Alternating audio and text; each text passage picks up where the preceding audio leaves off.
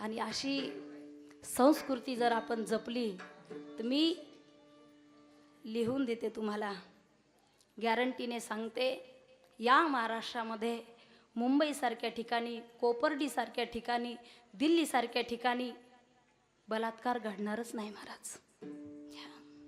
आपला भाऊ विचाराने विरोध करा.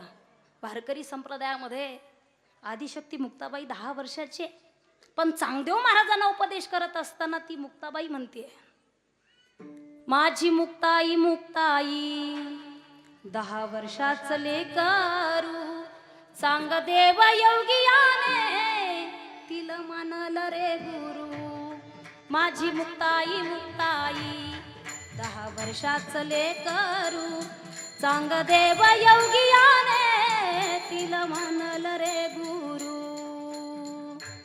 चांगदेवाने जे 14 वर्ष जगले त्या चांगदेवाने मुक्ताबाईला गुरु करून घेतलं. कारण काय माहिती आहे तुम्हाला? त्याचं कारणच असं आहे, मुक्ताबाई आदिशक्ती माया आहे. दुसरी गोष्ट अशी, मुक्ताबाई काही सामान्य जीवाची बहीण नाही आहे. कैवल्य सम्राट माऊली ज्ञानेश्वर माऊली यांची बहीण आहे. निवृत्तीवर प्रवृत्तीवर न येता निवृत्तीवर राहून या जगकल्याणासाठी जगले निवृत्ती दादाची बहीण आहे महाराज. म्हणून बहीण सुद्धा चांगल्या भावाची असली पाहिजे आणि भाऊ सुद्धा चांगला असला पाहिजे. ते रक्षाबंधन किती गोड आहे. कितीतरी माझ्या भगिनी इथं आलेल्या आहेत ज्यांना रक्षाबंधनला थांबायचं आहे. आता सप्ताह होणार आहे, नागपंचमी होणार आहे.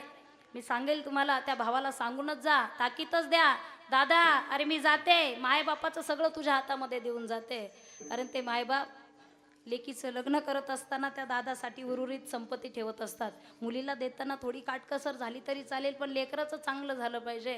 म्हणून जीवनामध्ये साधू संत जे आपल्याला चांगल्या कार्यामध्ये, चांगल्या टर्निंग पॉईंटमध्ये नेत असतात, प्रयत्न करत असतात, तसे मायबापसुद्धा आपले प्रयत्न करत असतात. सकळ तीर्थाची धुरे जे का माता पितरे, तया सेवेसी कीर शरीरे लोन कीजे. माय बाप केवळ कासी तिने नवजावी तीर्थासी.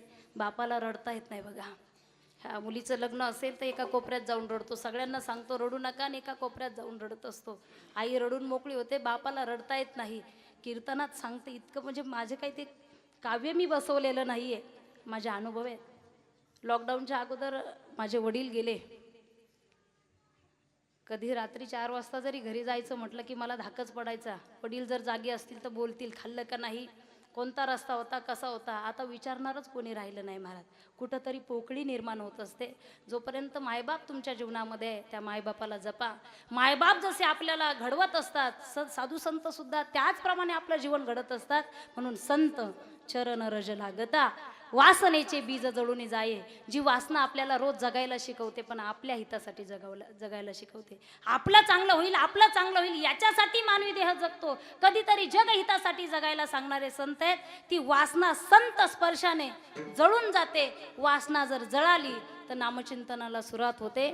मग राम नामे उपजे आवडी, सुख घडोघडी वाढू लागे. आणि ते नामचिंतन आपण सगळेजण करणार आहोत. सगळ्यांनी वरती हात करा दोन्ही. वा,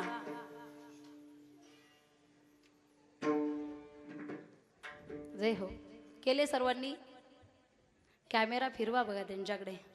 राहू दे असेच, आता तासभर चहा घेऊन येतो. ओम नमः शिवाय, ओम नमः शिवाय, हर हर बोले नमः शिवाय. ओम नमः शिवाय, नमः शिवाय, हर हर बोले नमः शिवाय.